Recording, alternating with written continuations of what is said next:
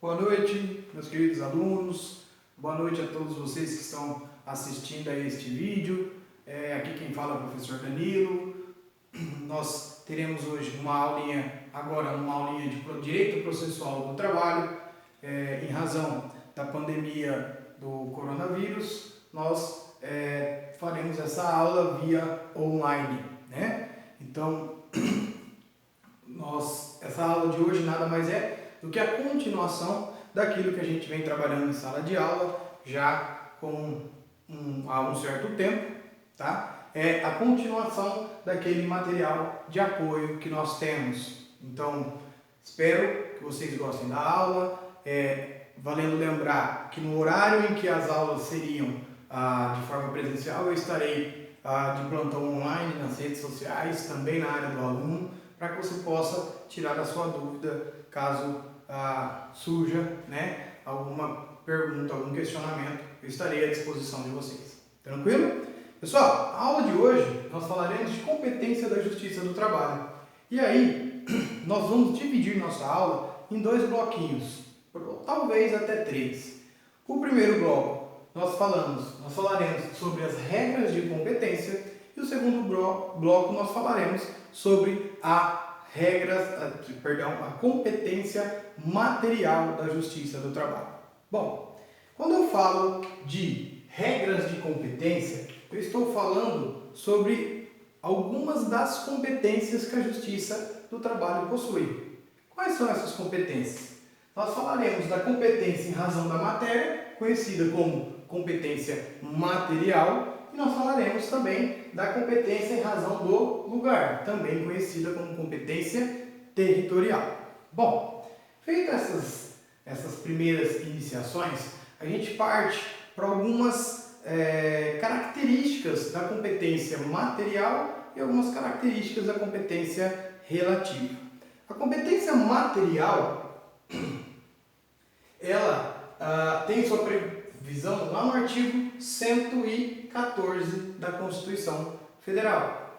A competência material nada mais é do que aquilo que a Justiça do Trabalho tem o dever, pode julgar. Então, nós temos uma competência material absoluta, ou seja, não há possibilidade de prorrogação daquilo que é julgado pela Justiça do Trabalho. O que isso quer dizer? O que estiver ali dentro do artigo 114, dentro dos seus 9 incisos, é competência da Justiça do Trabalho. O que não estiver ali dentro, não é, por consequência lógica, né? A competência material, ela é absoluta. Ela pode ser alegada de ofício. O que isso quer dizer, pessoal? Isso quer dizer que o próprio juiz, sem a manifestação das partes, sem a necessidade de manifestação das partes, pode alegar a incompetência da Justiça do Trabalho. De outra forma, nós temos a competência em razão do lugar. E aí nós deixamos de ter uma competência absoluta e passamos a ter uma competência relativa. E uma competência que possui uma regra e duas exceções.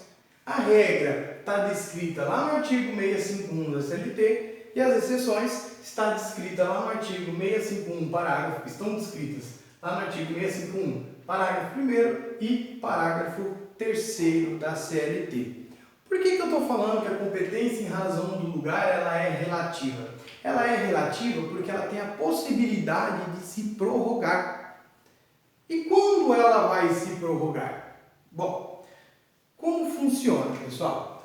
Quando a gente está falando da regra, exposta lá no artigo 651 da CLT, a regra menciona o seguinte, que interpõe-se a ação trabalhista no local da prestação de serviços. Ou seja, se o trabalhador exerceu as suas atividades em Três Lagoas, ele deve entrar deve entrar com a ação trabalhista na vara do trabalho de Três Lagoas. Se ele exerceu as suas atividades na cidade de Andradina, ele deve entrar com a ação de trabalhista na vara do trabalho de Andradina.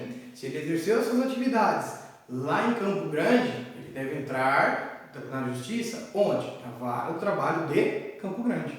Então, esta é a regra. E a exceção, Danilo? A exceção, eu tenho a exceção do artigo 651, parágrafo 1º, que diz respeito aos trabalhadores que exercem as suas atividades em vários locais sem estarem ligados a um local específico. Ou seja, é aquele trabalhador que exerce as atividades, por exemplo, em várias filiais de uma empresa e não está vinculado a nenhuma delas. Ou seja, ele trabalha um dia numa cidade, 10 dias na outra, 5 dias na outra, 3 dias numa outra filial, daqui 20 dias ele trabalha numa outra filial. Então ele não tem um local fixo. Já o 651, parágrafo 3º, ele diz respeito às empresas que são itinerantes. Ou seja, circo, teatro, a empresa ela muda de local temporariamente. Isso é o que a gente chama de empresa itinerante. Por quê? Voltando ao assunto da competência relativa, por que então ela é relativa? Porque pode acontecer, por exemplo, do trabalhador em temporação numa cidade, numa vara do trabalho diversa daquela que ele trabalhou. Então vamos imaginar a seguinte situação. O trabalhador exerceu as suas atividades na vara em Três Lagoas. A competência é vara do trabalho de Três Lagoas. Como ele se mudou para Campo Grande, ele resolve interpolação lá em Campo Grande. Ele pode? A justiça não proíbe. Via de regra, ele pode. Não estou falando que é certo, mas ele pode. Danilo, mas o que acontece? O que acontece é o seguinte: a empresa tem que interpor uma espécie de defesa do reclamado, chamada exceção de incompetência, que nada mais é do que uma petiçãozinha simples, feita e falando para o juiz, remetida ao juízo de Campo Grande, tomando como conta, como o exemplo que nós temos, e falar, olha, ele entrou na vara do trabalho de Campo Grande, mas ele exerceu as funções aqui em Três Lagoas. Então eu requero que o senhor remeta o processo à vara de trabalho de Três Lagoas. Isso é o que a gente chama de exceção de competência. A exceção de competência, ela está prescrita lá no artigo 800 da CLT.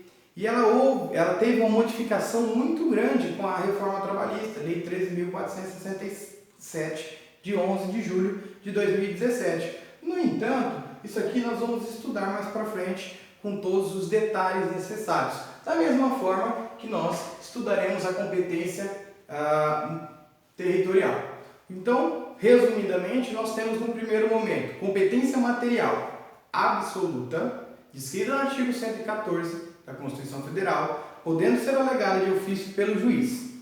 E eu tenho, por outro lado, a competência territorial relativa, com uma regra descrita no artigo 651 da CLT, duas exceções, que são os parágrafos 1º e parágrafo 3º do artigo 651 da CLT, que pode ser combatida, esta relatividade, por meio da exceção de incompetência. Bom, eu tenho então competência material, o que se julga, e eu tenho de outro lado competência territorial, onde se julga. Tranquilo, pessoal? Então a gente já acaba aqui a nossa primeira parte da aula. Nós já vamos para a segunda parte, que a gente começa a tratar da competência material propriamente dita. Beleza? Até mais!